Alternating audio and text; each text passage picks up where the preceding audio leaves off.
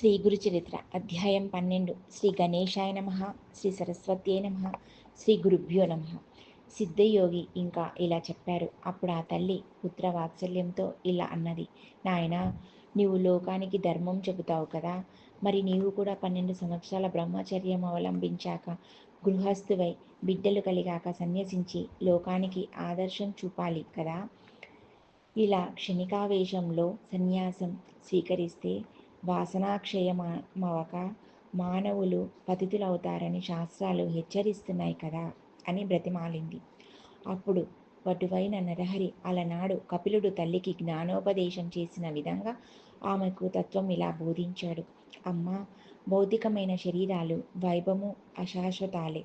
మరణం లేని వాడంటూ ఎవడూ లేడు. మృత్యుదేవత ఎప్పుడు జీవితాన్ని వెంటనంటే ఉంటుంది.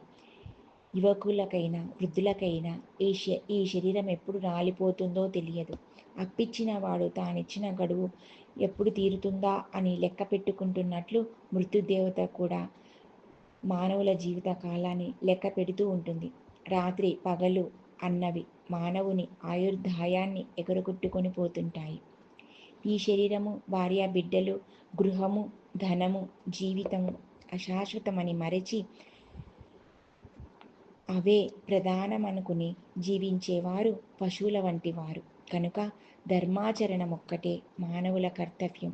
అలా కాక మృత్యువును జయించిన వారు మాత్రమే నీవు చెప్పినట్లు విరామంగా జీవించవచ్చు. కానీ మానవులు కొద్ది నీరు మాత్రమే ఉన్న శిరస్సులో చేపల వంటి వారు.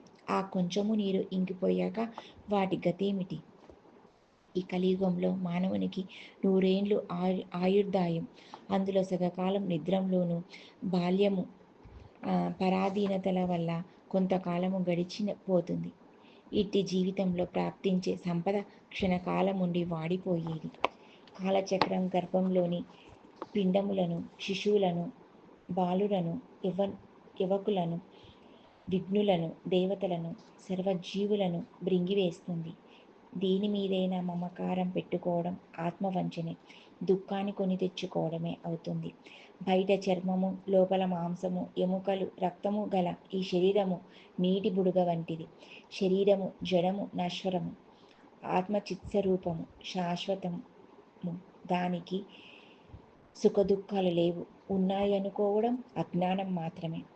సద్గురు కటాక్షం వలన మానవుడి మాయను దాటాలి.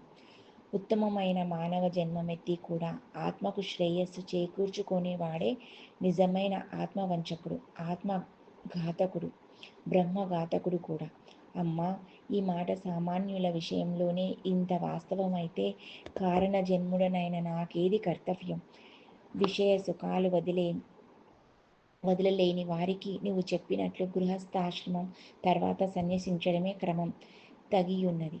నాకట్టి విషయ వాసనలే లేవు గనుక ధీమంతుడనైన నాకు ఎట్టి విఘ్నాలు రాజాలవు.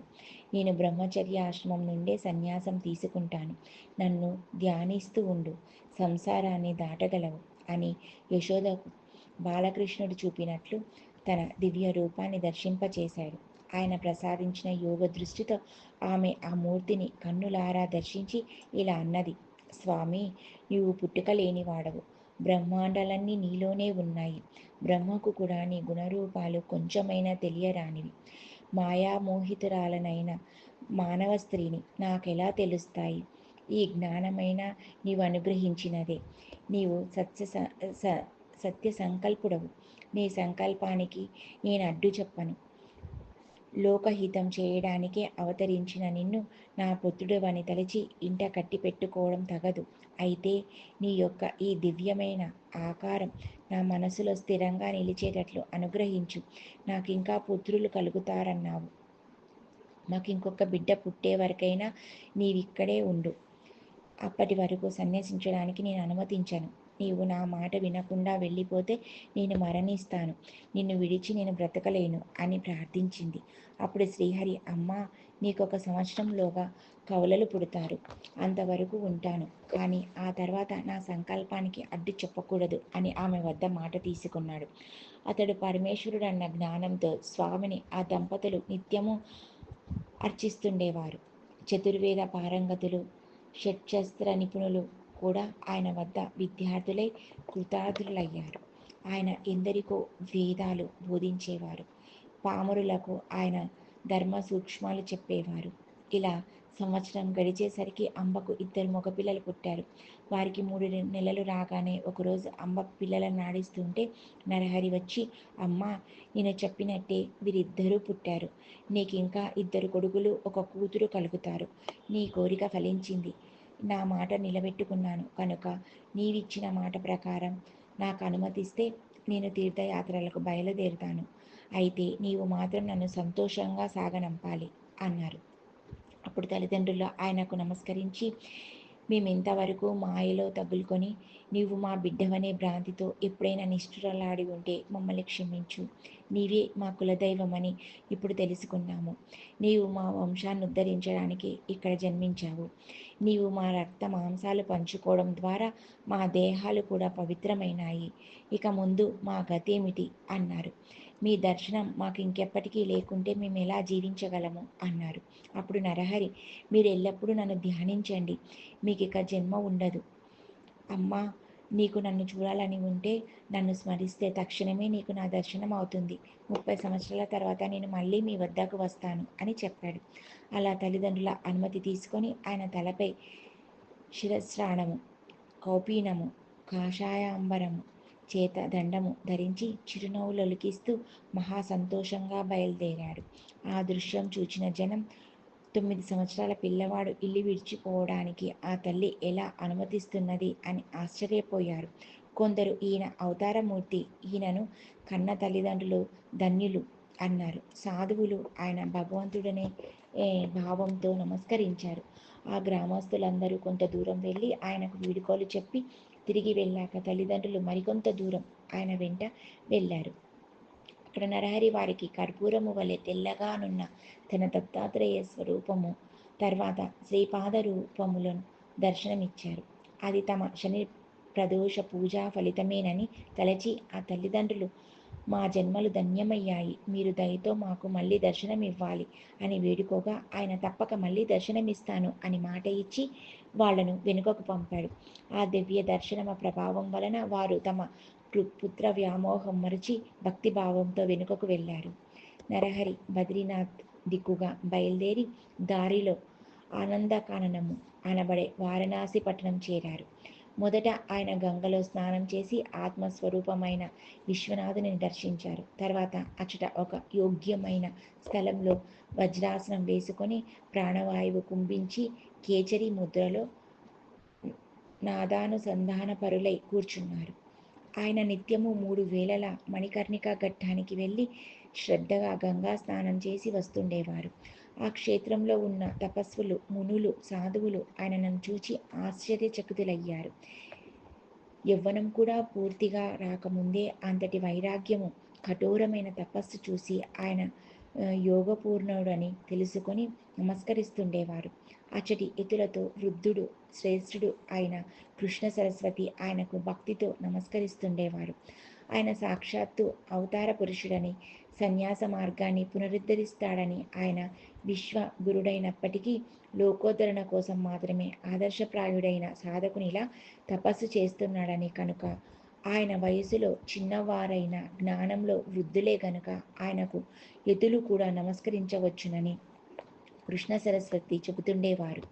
చివరకు ఆ కృష్ణ సరస్వతి స్వామి ఆదేశానుసారం ఆయన శిష్యులు నరహరి వద్దకు వెళ్ళి నమస్కరించి, స్వామి, మీరు పరమేశ్వరులే కానీ మానవ మాతృలు కారు. సజ్జనులను, ధర్మాన్ని ఉద్ధరించడానికి భూమిపై అవతరించారు.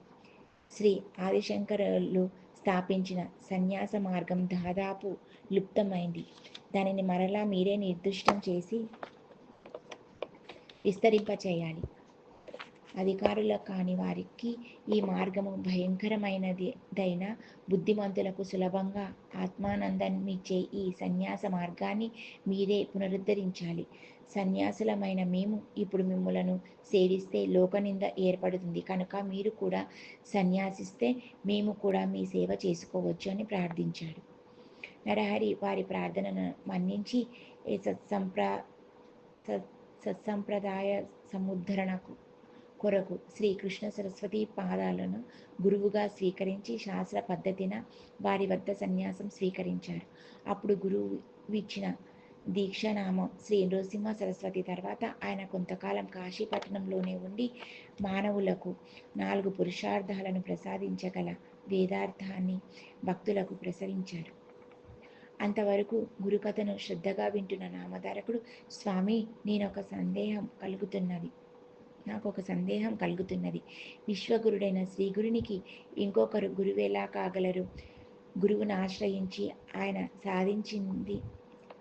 సాధించవలసినదేమున్నది అని అడిగాడు.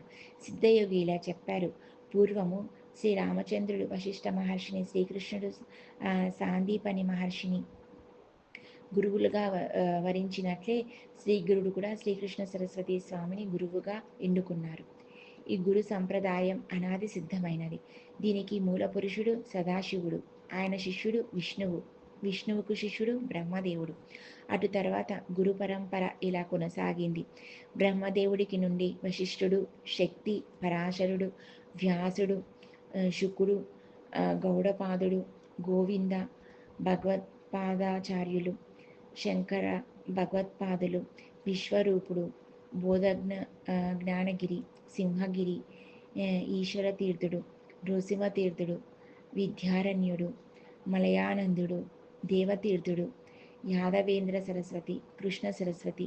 ఈ కృష్ణ సరస్వతి స్వామియే శ్రీగురుడని ప్రసిద్ధికెక్కిన శ్రీ నృసింహ సరస్వతి స్వామి యొక్క గురువు. తర్వాత శ్రీగురుడు తాము స్వయంగానే పవిత్రులైనప్పటికీ అనేక పుణ్యతీర్థాలు దర్శిస్తూ బదరికాశ్రమం చేరారు. తర్వాత ఆయన మేరు పర్వతానికి ప్రదక్షిణంగా సంచరిస్తూ సర్వక్షేత్రాలు దర్శిస్తూ పుణ్యతీర్థాలలో స్నానం చేస్తూ శిష్యులతో కలిసి గంగాసాగర సంగమం చేరారు. ఆయన మొదట గంగకు ప్రదక్షిణంగా ప్రయాగ వరకు తటాక యాత్ర చేశారు. అది కూడా గంగా ప్రదక్షిణంతో సమానమే. అందుకే ప్రయాగను కూడా గంగాసాగరం అంటారు. ప్రయాగలో వారికి ఎంతోమంది శిష్యులయ్యారు. ఆ క్షేత్రంలో మాధవుడనే బ్రాహ్మణుడికి శ్రీగురుడే స్వయంగా తత్వం ఉపదేశించి సన్యాసనం ఇచ్చారు. శ్రీ దత్తాయ గురువే నమః. శ్రీ శ్రీపాద శ్రీ వల్లభాయ నమః. శ్రీ నృసింహ సరస్వతే నమః. ఓం శ్రీ గురుదేవ దత్త.